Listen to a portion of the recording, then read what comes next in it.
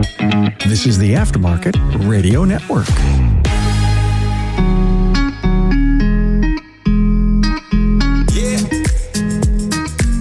Welcome to another episode of Speak Up Effective Communication, the show on the Aftermarket Radio Network, focusing our attention on our communication and leadership skills.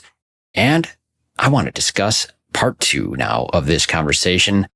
Our episode is titled Unplug, Immerse, Reboot. And in our last episode, we talked about unplugging. That is not just about a break from social media or disconnecting from our devices, but truly getting out of our normal environments. And then this episode today, we're talking about the immerse and reboot, the immerse into whatever environment we're going into other than the one that we're escaping from. Now, as our listeners well understand, we do talk a lot about going outside our comfort zones on this podcast. And while we are not talking about jumping into a communication arena in this one, we are focusing on our communication skills because we need you at your absolute best. So while the topic is about stepping away, it has a purpose when we reboot and we return better for those that we are meeting with. Now, every episode we do a word of the day, and today's word is trepidation. And we will define that word for you after we hear a word from our sponsors who make this show possible. With the Institute's coaching, leave a legacy that endures. Foster careers and drive community impact. Start your journey today at wearetheinstitute.com/business-assessment. AutoFlow is your partner in technology. With AutoFlow, enhance your client interactions in a single thread before, during, and after the visit. To see how AutoFlow makes it simple, visit AutoFlow.com. Are you tired of juggling multiple tools to manage your auto repair shop? Say goodbye to the chaos and hello to streamlined efficiency with AutoLeap, the #1 all-in-one auto repair shop management software. With AutoLeap, you can sell more, save precious time, and delight your customers with every interaction. Your trusted companion, ShopDog Marketing, is right by your side, attracting the best customers and building long-term growth. Call ShopDog Marketing today or visit shopdogmarketing.com. Cover your communication need and revolutionize your auto repair business with AI-driven call analytics from Inbound. Explore more at callinbound.com. We are back, and our word of the day today is trepidation. It is a noun, and it is the emotion experienced in the presence of threat or danger. I'll use it in a sentence. My wife and I approached the cold lake with some trepidation. And I'll tell you, folks, that lake is cold. That is not a made-up sentence, and that is exactly what we were feeling when we were at our campsite. So now, we mentioned that we were camping out on Sleeping Bear's South Manitou Island. It is a great island for those of us like me and my wife. We're not very experienced campers or backpackers. I do a lot of rucking, as I mentioned in the previous episode and many other episodes, and pretty much every time I talk with people in the world today, I enjoy rucking, but rucking I have learned to describe as urban hiking with useless weight. We were hiking in with all the things that we need to have a successful camping trip on South Manitou Island. And while it is an easier island to approach for as far as remote camping goes, they have designated campsites. There's a ranger station. There's even potable water and bathrooms near the ranger station if you absolutely need to. Now, it'd be a bit of a hike back from your campsite, so that's not going to be the typical experience. This is a full camping experience type of a place with a few things that if you do have an emergency or you need shelter, the ranger station's there and there's some help not too far away. And there's a cool lighthouse on this island too, we found. That's kind of neat.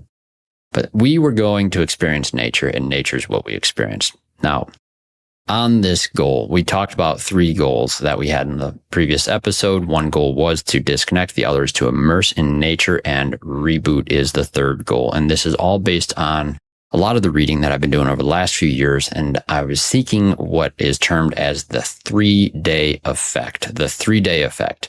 Michael Easter talked about this in his book, The Comfort Crisis. There's other authors who have hit this. Basically, the coin was termed, as I understand it, by a man who recognized that on rafting trips, it was by day 3 when he noticed a change in people's behavior and how they finally were more relaxed and present in those environments, and the work stuff fades away and you're actually just there. And that's what's so necessary for this reboot. And that's what I crave.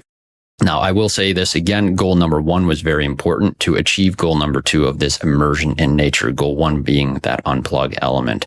I feel that devices in general can distract us from these environments, but it isn't just about the devices or social media in general. We are talking about disconnecting really from others in this case. Now, when my wife and I are out together, we have a great time. That isn't work for us. While we put work into our relationship on a regular basis, this is a form of that. It's not like we need a break from each other. This is us taking a break together. And I really value that in our relationship. We can do this sort of thing.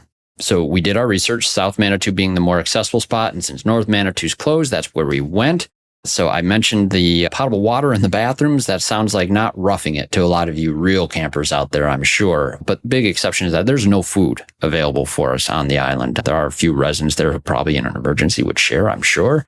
But no, we had to pack in our food. We had a bear can. The joke on the South Manitou Island, while it is the sleeping bear dunes, there isn't even a bear asleep on this island.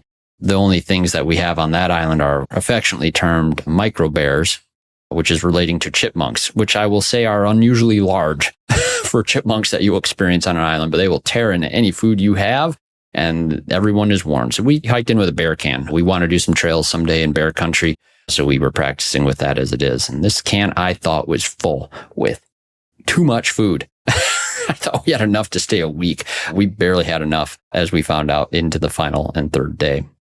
But what were we doing there? This island is really cool. It has a lot of trails. There's some history on the island. It used to be inhabited. Now it is not, except for rangers. We hiked, and the first campground, we were fortunately like the second people to get to pick our campgrounds of the group that came in. Just about, I can't remember. It must have been around about a 9 or 12 maybe total campers were on this island at this time. So 10-mile circumference on an island. Not a lot of other people. It was really an interesting experience with that. But we hiked to the Bay Area campground of the island, and we picked a great site. Folks, this was right where the forest meets the beach on this pristine part of the lake, and it was also adjacent to a usable fire pit. We wanted to be able to have a campfire at this campsite, and that's one of the sites that allowed it. The temperatures on this trip, they were cool. This is northern Michigan. It's early June, and early June, late May. Gosh, guys, we've had some really cold snaps there, and we kind of were in one still. It was in the low 60s and 50s overnight. Not super cold, especially by our standards. I know some of my southern friends would be shivering just thinking about that. And of course, the water temp as well. If it was 50, it was barely 50. Low, mid 50s is all I would give that water. So we went to work. We immersed ourselves fully into this trip. We had all the gear selection stuff. We had spent a lot of time preparing this and packing well and doing our research and due diligence. We had practiced setting up the tent before, so we were good in case it was raining or windy or you name it. But camp setup went great. Our food container was tight, and our first day of exploration was inspiring. We had well over 10 miles of hiking. The views were a bit limited because there was some haze produced from the Canadian wildfires. The wind patterns have brought some of the smoke there, but the air quality was good. It was just hazy, but not that smoky, acrid scent in the air. So we were pleased. We were just marveling at some of the views. I have the painting behind me of one painting from my wife from years ago on the mainland. We have gone on the dune environments many times, and we can see these islands perfectly well, at least on a clear day, from the mainland, but we've never been on it. And seeing all the views that it had to offer from where we were standing on that island, there's just things that you don't see and cannot access easily from the mainland. And that makes it just automatically very, very, very special. Now, very special and awesome views come at the cost of mosquitoes, black flies, and waist-high poison ivy. I will tell you, some of the best views were through a trail where your arms are up, and that poison ivy is abnormally well grown there. I don't know if someone needs to take some goats to that island or what, but this is kind of the thing that we were still expecting. Once you're in an environment like that, this is why I feel immersion in nature is so important. It's like the challenges that you face in the rest of the world on your day-to-day stuff, some of them are very intangible. Sometimes it's just dealing with clients and customer service or just other people in general. That's a different sort of stress that comes in. In nature, there are stresses that you impact can be rather imposing. Fortunately, we didn't have severe cold or starvation or a lack of water on an island surrounded in a freshwater lake. Even if I didn't have filters, which I did, I would probably safely drink from that water. The risks weren't huge, But when you are running from mosquitoes or trying not to have poison ivy, which my wife would have an allergic reaction to if she did have that, there was a couple scary moments. But we got through that and it feels good. It just feels good to overcome even those simple natural challenges. It just feels good. And it's a normal thing. It's a tangible thing. And it's something that as human beings, we've been around these sort of environments all the time. We're well equipped to go through and manage these things. And I think that's part of why it just naturally feels really good. Imagine taking on each day with a team that cares about doing more.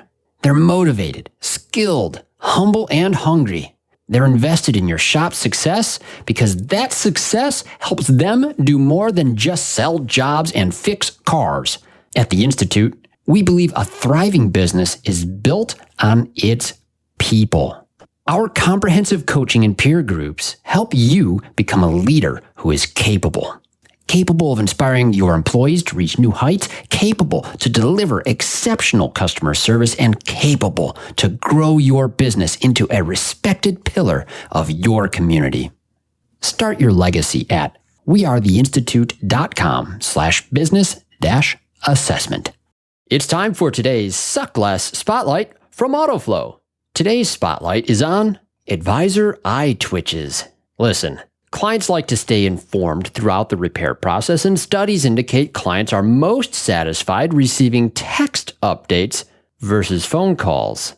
But call you they will, interrupting everything from estimating to quality conversations and your game of solitaire. That is, unless you text them first using AutoFlow. With AutoFlow's automated text updates, your phone only rings for the right reasons. That way, with less phone interruptions, your eye twitch will definitely suck less. For this and more things that could suck less, visit AutoFlow.com. Are you tired of juggling multiple tools to manage your auto repair shop? Say goodbye to the chaos and hello to the streamlined efficiency with AutoLeap, the #1 all-in-one auto repair shop management software. With AutoLeap, you can sell more, save precious time, and delight your customers with every interaction. How? By harnessing the power of cutting-edge technology that brings you real-time actionable insights. From scheduling appointments to creating estimates, generating invoices, managing technicians, and seamlessly syncing with QuickBooks to keep your records updated, AutoLeap does it all for you. Visit AutoLeap.com and book a demo today. Looking to drive more customers to your auto repair shop? Trust ShopDog Marketing to be your reliable companion with AI-powered customer-first marketing, websites, and high-ranking local search. Maximize your reach with our mobile-first and voice search expertise. Car counts are like ice cream. Sweeten your revenue with ShopDog Marketing. Grab our free guide to learn how AI can drive more repair orders every day. Don't miss out on this chance to boost your business. Visit shopdogmarketing.com. Every professional auto repair shop needs a trusted communication partner. At Inbound, our established VoIP platform is backed by years of industry experience, guarantees reliable connections, and is combined with cutting-edge AI-powered analytics. We deliver actionable insights that support your business growth. With Inbound, you get more than just calls. You get a smarter, more efficient operation.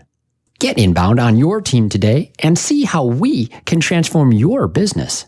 Visit callinbound.com.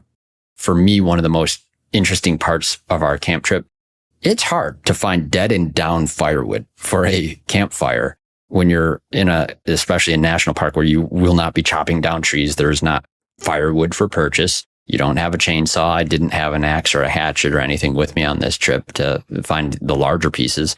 Burning larger pieces doesn't burn.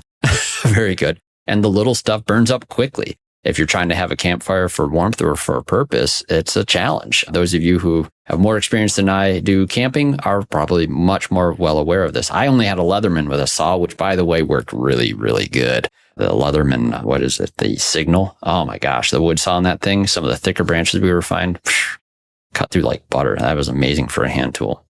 Again, I will say this, we did not need a fire, but we had carried a small camp stove with us, had fuel, and that's how we did several of our meals. We did make too many meals that required heated water, so we learned some things on that as well. The reason we wanted the fire, though, was that aforementioned very cold lake. We wanted to swim in it.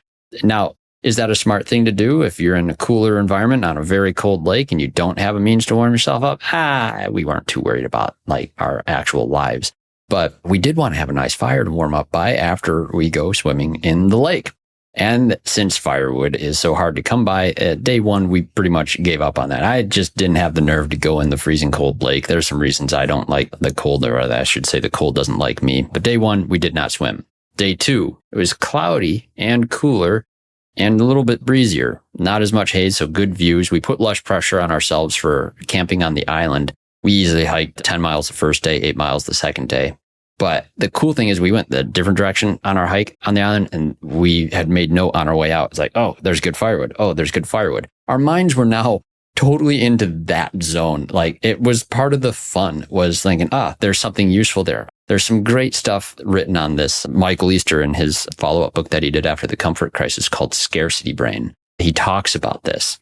Our minds get in this scarcity loop very easily. And that's why like social media and other things, they all tap into this natural human tendency. If there's an opportunity, unexpected rewards, and quick repeatability, then our minds love that sort of thing. And hey, there's opportunity to find firewood. And as we hike, okay, cool. Unexpected. Are we going to find some right here? Fun. And we can keep repeating this everywhere we go. So the scarcity loop in full effect there. And I was able to observe that thanks to the reading. And it was just interesting to find myself in that zone where that's what was occupying my thoughts and not much else, just enjoying the views and everything else there. Once I realized that, hey, my mind's not tracking on other things, and this simple old as time human behavior of going around looking for firewood was what was occupying my mind. That was really rewarding. It just felt really good. Simple things feel really good when you are immersing yourself in nature. And that's really the point of it, is what I've started to observe. Now, the reward in this case was mostly manifest that when we gathered all this wood, we're walking back with armloads of logs and wood. The temperatures in the lake, as I mentioned, it's pretty much low, mid 50s. I really couldn't tell you. It feels like ice water. As soon as you put your toe in, it says, no, get out. That's what the water temperature feels. With the air temperature barely in the 60s, yeah, you're probably not going to warm up quick is the thing. But we went in anyways. We went in the lake. And I will be clear, we did not stay in the lake long, but we did go into the lake. We walked back to the campsite after thinking we'd be freezing cold and have a real hard time doing this. But that is not the effect that we had. And those of you who swim on cooler days, you probably are very aware of this. We don't do a ton of swimming there. Just don't have time to go to the pool around here. But you know the effect. You get in the water and you feel a little warmer. You get back in the air and you feel colder. That's what we expected. But what happened is we just didn't feel cold after that dip. We had been hiking. Our body temperatures were up from that. But we just felt really refreshed. And this is literal cold plunge territory, cold water naturally in lakes. So those of you that are into cold plunges, Kim Walker, looking at you, you definitely would enjoy this place and pick a site with a campfire maybe. But we dried off. We felt really good. The cold air that was kind of cold all day didn't feel cold anymore. So the comfort level that we had with the environment that we had already been in by going into a less comfortable environment was more comfortable. This is exactly the type of thing that I was hoping for and expected to find on this trip. And it's exactly what we found. And it's really, that's a cool thing and very addicting. I'm already thinking about the next camp trip and how much fun it's going to be in the different environments we can go to as a result of this. Newer experience for me though. To keep long story short, I'm just going to say we had a great fire that night. We did note that our food would run out if weather became rough overnight. I didn't mention this earlier, but the ferry service and the ranger also reminded us on our arrival that on our last day, we cannot stay till 4 p.m. like most of the camp trips do. We have to be ready to leave at 11, be at the dock by 11 with easterly currents on the lake that will cause the boat to bang up against the dock. And they don't like sitting there letting their boat get banged up on the dock. So when the current is the way it was expected with the cool wind and the rain, we need to be ready to go as soon as they were done unloading. The concern was like they don't sail if the wind gets bad. And it was kind of windy. Not looking at the weather on the phones, not knowing what the wind speeds were, being more disconnected on purpose. The concern was, what if the ferry doesn't come at all the following day? We're on an island. We're not swimming ashore. It is a very long distance. It would be very cold. You would die. But that sense, that feeling of concern over something like the boat coming to take us back was actually, now looking back, part of our fun. And it was just a good part of the memory. The boat did make it, spoiler alert there, but it was a really cold, damp morning. All that night, it had drizzled, it had rained, the wind was whipping on the tent a bit more. Not great sleep, but not bad either, I will say. After a very full, tiring day, we were good. It was interesting. It was fun. We made it back. We did take the boat back, of course, and back on the land. We had another nice night. We stayed at a hotel, an older one, not a nice plush one, just 4 walls and a bed type of a hotel. But we did get a really great meal, and it felt really good to get back into a restaurant environment, enjoy a wonderful meal, connect with the kids, and make sure everything's going good in our world. I will say this, reconnecting and looking even at the news on the weekend that we got back, there was all the protests versus parades. There was a lot of war stuff happening. Not a great news thing. Already needed to break that very quick after re-immersing. But what we did feel is just nothing but happiness out of it. And the reboot was very real. Coming back into our normal weeks and our activities that we have to engage in, this was much easier. A lot of vacations that we take are not like this or aimed this way. A lot of times we take vacations that can feel almost like work. Sometimes you take a vacation where work feels like it's coming back to work is welcome. This was a vacation aimed at just rebooting our minds so that when we do come back to work, we feel good about it and just refreshed. And it does. It works. I think that 3-day effect stuff is very real. I already want to take longer trips on that because if the 3-day effect is good, I'm pretty sure a 4, 5, 6, 7-day effect is even better for this type of trip. We'll find out. That's the path that I'm on. But I really wanted to make sure that we're encouraging that in this environment, on this show. It's a bit of where my heart and passions lie right now are in this area. Getting into nature. I would love to hear from you. If you reach out to me at speakup@craigoneil.net, have this harebrained notion that this would be a really fun thing to do with a small group of friends or industry colleagues, not to talk about work, but the people that we like and we enjoy working with, getting out and just going into nature. It'd be a fun thing to do together instead of some of our normal trade show and networking experiences. So if that sort of thing is interesting to you and you have kind of a heart for this stuff, or maybe are a great guide in some other parts of the world that you know and would love to share with some other people, that's exactly the kind of thing I'm angling towards at this time. So please reach out to me. Speak up at craigoneil.net. And folks, I hope this has been an interesting topic for you. I hope it gets you a couple of ideas. I hope you pick up the book, The Comfort Crisis by Michael Eastern. If you've already read that one, pick up his other book on the scarcity brain. That is another fantastic read. It'll help make you more aware of the things that are driving our behaviors in this world, things that technology companies are very aware of and will use. It'll help insulate you from some of the challenges that we do face. So please do that. And please remember to check out the other shows here on the Aftermarket Radio Network. We have Carm Capriato's Remarkable Results Radio. We have Diagnosing the Aftermarket A through Z with Matt Fonslow. We also have Business by the Numbers with Hunt Demarest. I'm sure he would love a camp trip. I know he does after tax season. Auto Repair Marketing Podcast, Brian and Kim Walker. I think you guys are just the type of people who would love it up here in Northern Michigan. I know you made it to Michigan. I know you didn't make it this far up. So hopefully you do. And Coach Chris Cotton, I know you and your wife enjoy trips too. So hopefully you can get up here too. I look forward to seeing some of these folks at some trade shows as we near the fall, but hoping everyone's enjoying their summer break in the meantime and a little bit of a break from travel for work. More getting out and immersing yourself in nature. Please do so. And don't forget to listen up, speak up, camp it up a little bit, folks. We'll be here when you get back. You've been listening to Speak Up, Effective Communication with Craig O'Neill on the Aftermarket Radio Network. Follow Craig on your favorite podcast listening app and on his YouTube channel. Let him know what you'd like him to speak up about. Craig is all for advancing the automotive service aftermarket.